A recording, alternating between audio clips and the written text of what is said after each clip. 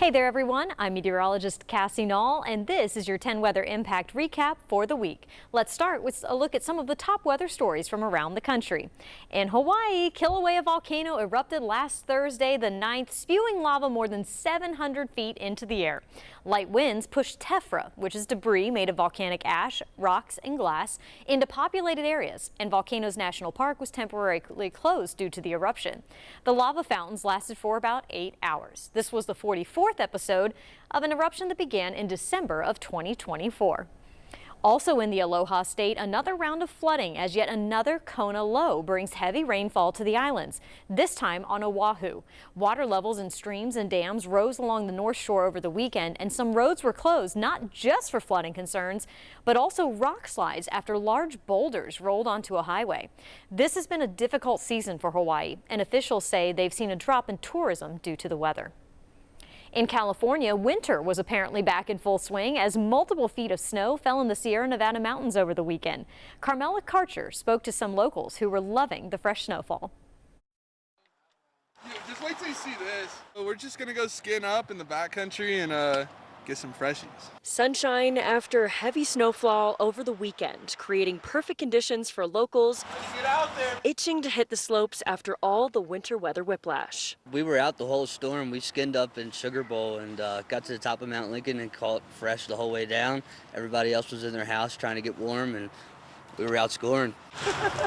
This crew of boarders say this may have been the best storm they've seen all season, an unexpected flurry. It's bittersweet. I think all of us were in summer mode, had our dirt bikes out, we were fishing, having a good time, and now winter is full blown back. It's been a rough season for Sierra ski resorts with only 2 remaining open.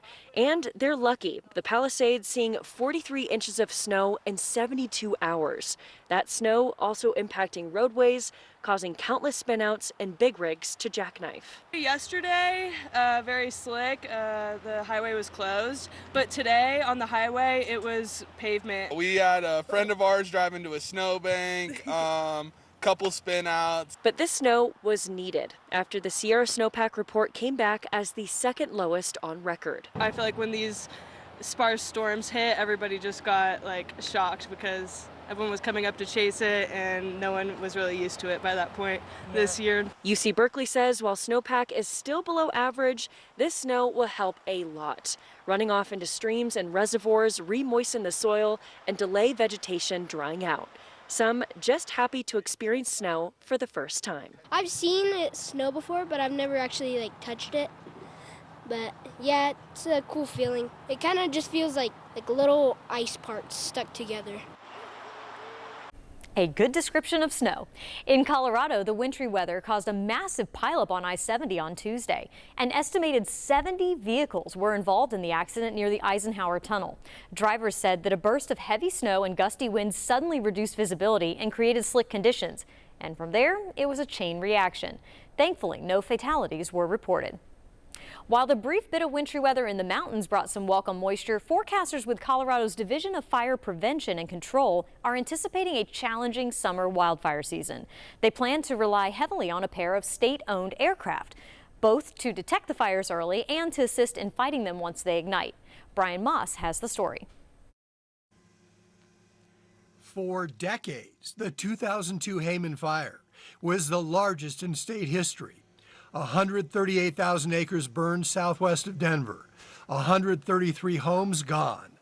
Fire experts say 2026 has a lot of the same conditions as 2002. Obviously, we've had a warmer winter than we've had in a really long time.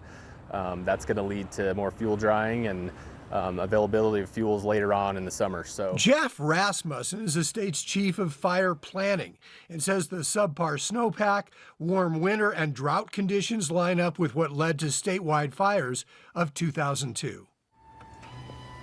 But 24 years later, the state now has 2 of these Pilatus aircraft to help manage fires after they've started and detect fires before they become infernos. people rely on this information to make decisions more so than ever before, and this is one of the best tools we have to provide that real-time information to the people on the ground. The planes will fly every day during peak fire season, with 2 operators in the back mapping fires and relaying information to ground crews. One of the critical tools on this plane is this infrared camera that I'm talking to right now, which can help firefighters on the plane spot a fire right as it's starting. This area of heat on the south side where State fire personnel say the camera can pick up heat signals from 15,000 feet up. and then these fingers off to the east side that have stayed pretty much on the mesa top. Detecting small fires that cannot be seen by the naked eye, but can be picked up by the camera, getting crews to douse fires before they really get going. It's really shown over time the power of intelligence and information. Fire detection is the key. Peter Vidmar, the intelligence unit chief with the State Division of Fire, says this summer's fire season could be longer than normal due to the short snowpack. We try to lean into the science as much as we can. In southwest Florida, a large fire is burning in Collier County near Naples. The Newman Drive fire ignited on Monday and has grown to more than 1,700 acres in size just to the south of Interstate 75. At one point, nearby communities were forced to evacuate, but those orders have been lifted as containment increases. Hot, dry, and windy conditions are expected to continue into the weekend, with no rain in the forecast for that part of Florida until possibly early next week. And Florida is currently experiencing the worst drought of any state in the entire country after a very warm and dry fall and winter seasons. 80% of the Sunshine State is now in extreme drought, and 20% has reached the highest category of exceptional drought. The state capital of Tallahassee in the Panhandle has a rainfall deficit of more than 9 inches just since the beginning of this year.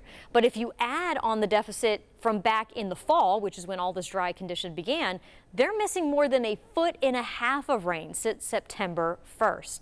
The drought conditions extend up into Georgia too, where farmers are feeling the strain of the dry weather during planting season. Abby Kusaris shares how this could affect crops in the coming months. In Morgan County, farmer Lee Nunn starts every day the same way. He checks the ground, then he checks the sky, because the dirt under his boots is drying out fast. And that's almost like a brick. I mean, that's just hard Georgia red clay, and it is super dry. And that hard clay doesn't just sit there, it eats up his equipment and cash. It's almost like running a big piece of sandpaper over it. It's so dry. Nunn's not alone. The latest U.S. drought monitor shows 98% of Georgia sits in drought right now. Half of the state falls in extreme drought, while nearly 1 in 5 sits in exceptional drought, the worst category. And you can see it, lake levels dropping, rivers thinning out, and fire danger climbing. This hits at the worst time. It's planting season. Cotton, peanuts, wheat. The seed needs moisture. Fertilizer needs moisture. Without water, every pass across a field turns into a gamble. Less weight, that means less yield, that means less money. Margins are already thin. Diesel and fertilizer prices are going up. There are alternatives, but they cost money. This is a cornfield, and the corn is about 3 weeks old. In Oglethorpe, farmer Donald Chase shows us a field. Corn still small, but already thirsty. Water irrigation helps, but drives the cost up. If you see pivots running, understand that is raising the cost of producing that crop. For Nunn, he's putting extra money in the offering plate and saying prayers, hoping it rains soon or the drought starts calling the shots for the rest of the season. If you're a farmer, I mean, you're the biggest gambler there is when you place a seed in the ground and hope, 6 months later that everything goes well. Here in East Tennessee, researchers are looking at ways to turn abandoned mines into places to store power. Scientists at Oak Ridge National Laboratory recently shared their findings from a study on the possibility. Emily Crabtree explains the effort and what's next with the project. Abandoned mines across the country could soon get new life, thanks to researchers at Oak Ridge National Lab. We at Oak Ridge National Laboratory are looking into using underground mines to produce energy, and that's done through a technology called pumped storage hydropower. Through studies, ORNL is coming up with new ways to store more power in mines that can help keep up with supply and demand. Pumped storage, it cycles energy and it helps balance the grid. It provides a safe and reliable grid so that the electricity that is expected is provided when it's needed. The researchers also looked at how water could flow through the mines and the effects it would have on the mine's infrastructure. So that modeling involved looking at some of the physical interaction of the water within a mine, and along with that, the impacts on water quality and erosion and things like that. Researchers say that this type of storage could help communities with less power generating ability. Underground storage really is something that could open up opportunity for new power generation in areas where energy storage, like pump storage, maybe you can't generate that electricity in the same way because there's no elevation difference. ORNL says while there has been progress made, they're still planning to do more research before any projects begin. And at the end of the day, there's still knowledge gaps that we're hoping to address through the research and maybe through continued research. Researchers say the plan could generate power and reduce production costs.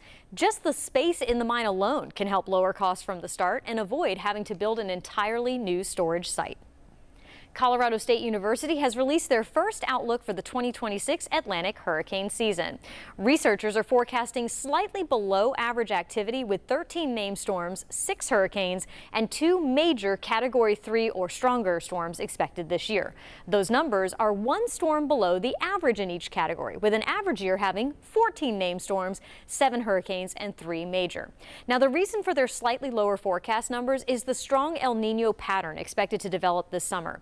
And an El Nino pattern tends to increase wind shear across the Caribbean, creating a hostile environment for tropical systems in that region. However, there are 2 important caveats to this setup. The Gulf is not typically affected as much by El Nino, so systems may still be able to form close to home, and that'll give us a shorter amount of time before they make landfall.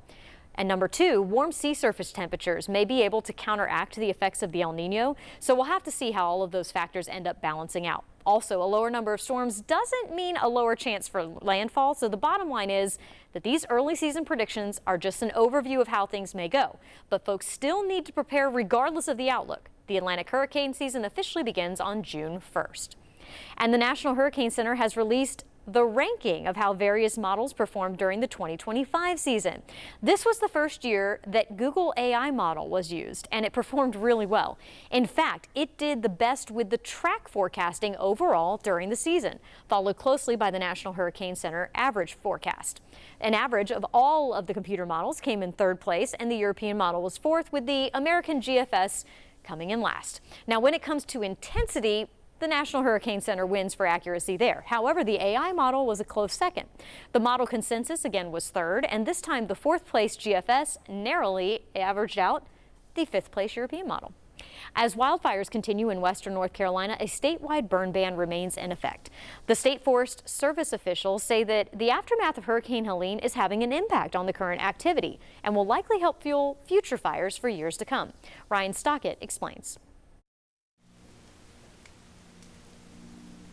Fire risks across the state, and we're seeing the impact of those risks here in western North Carolina with the ongoing Looking Glass fire and other recent wildfires. The wildfire that burned in Wilkes County, Cane Creek fire, that one was a 574-acre fire. The Jumping Branch, of course, went 400 plus. Philip Jackson with the North Carolina Forest Service says a lot of the big fires they've seen this season have been in western North Carolina. One of the biggest concerns they have is all of the debris left over from Helene. Fires that might only go 10 or 20 acres in a typical year might go 50 or 100 acres just because of the significant fuel source that they're going to be able to burn off of in the form of Hurricane Helene down timber. And he says the debris also slows response times. That same exact storm debris, first responders, Forest Service, hand crews are going to have to navigate that fuel, navigate that debris in order to reach the fire area. We talked to some local residents who share the same concerns. We're still rebuilding from Helene, so anything that gets burnt down is just another step backwards. We all have to do our part to be safe. I wish people would take it more seriously. The current burn ban has been in effect since March 28th.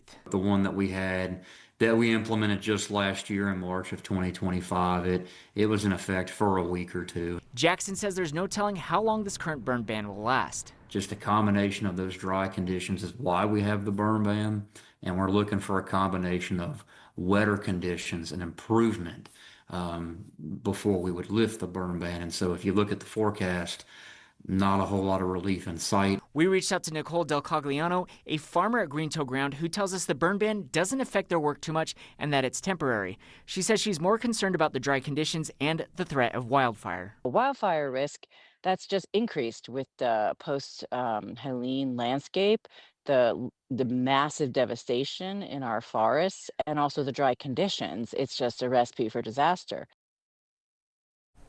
Obviously, we need some rain here in the southeast, so let's get a check of our 7-day forecast. We have a chance for a few spotty showers on Thursday. Models are kind of going back and forth on the coverage of that. It does look like it would be later in the afternoon or through the evening or overnight. Near record highs are possible all the way through the day on Saturday. Some parts of our region could be flirting with that 90-degree mark for the first time this year. Then a cold front comes through Saturday night into Sunday. We're hoping for some rain from that into Sunday morning. The biggest change we're going to notice with that front is going to be with the temperatures. After such a warm stretch, it's going to be shockingly cool when we go back below average early next week. Highs only in the 60s and lows potentially in the 30s on Monday and Tuesday morning. We might be talking about some patchy frost, so make sure you check back for updates on that forecast if you have any sensitive plants that you may need to take some extra steps to protect. Thank you so much for watching. And remember, you can get the latest forecast and watch our 24/7 live radar anytime with the WBIR Plus app. You can download that app for free and watch on your TV.